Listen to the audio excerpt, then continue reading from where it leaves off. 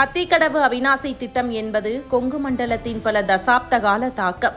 அந்த தாக்கத்தை தீர்க்கும் பெரும் முயற்சியை அதிமுக அரசு, குறிப்பாக எடப்பாடி பழனிசாமி அவர்கள் முதலமைச்சராக இருந்தபோது சுமார் 1650 கோடி ரூபாய் மதிப்பீட்டில் தொடங்கி வைத்தது. தற்போது அந்த பணிகள் நிறைவடைந்து மக்கள் பயன்பாட்டுக்கு வந்திருக்கும் நிலையில் அதிமுக பாஜக கூட்டணியின் வேட்பாளராக அவிநாசி தொகுதியில் களம் காணும் எல் முருகன் அவர்களுக்கு இது ஒரு மிகப்பெரிய அரசியல் பலமாக மாறியிருக்கிறது.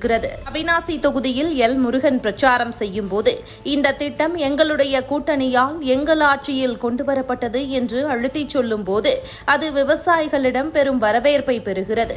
அதிமுகவின் இந்த தொலைநோக்கு திட்டத்தை முன்னெடுத்துச் செல்வதும் அதன் 2ஆம் கட்ட பணிகளுக்காக மத்திய அரசிடம் நிதி பெற்றுத் தருவேன் என்று அவர் வாக்குறுதி அளிப்பதும் தொகுதி மக்களிடையே பெரும் தாக்கத்தை ஏற்படுத்தியுள்ளது. அவிநாசி தொகுதி என்பது வறட்சியால் அதிகம் பாதிக்கப்பட்ட பகுதி. அங்கே நிலத்தடி நீர்மட்டத்தை உயர்த்த அதிமுக அரசு எடுத்த அந்த துணிச்சலான முடிவு இன்று அங்குள்ள குளங்களிலும் குட்டைகளிலும் தண்ணீராக தேங்கி இருக்கிறது. இந்த வெற்றியை தனது தேர்தல் களத்தில் ஒரு பிரதான ஆயுதமாக எல் முருகன் பயன்படுத்துகிறார்.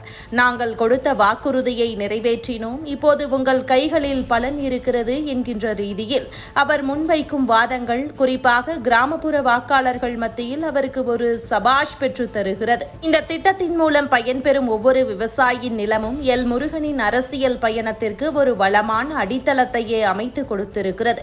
அதிமுகவின் அடித்தளமும் எல் முருகனின் மத்திய அரசு செல்வாக்கும் இணையும் போது அத்திக்கடவு 2ஆம் கட்ட திட்டம் என்பது வெறும் கனவாக இல்லாமல் விரைவில் நனவாகும் ஒரு திட்டமாக அவிநாசி தொகுதி மக்களால் பார்க்கப்படுகிறது.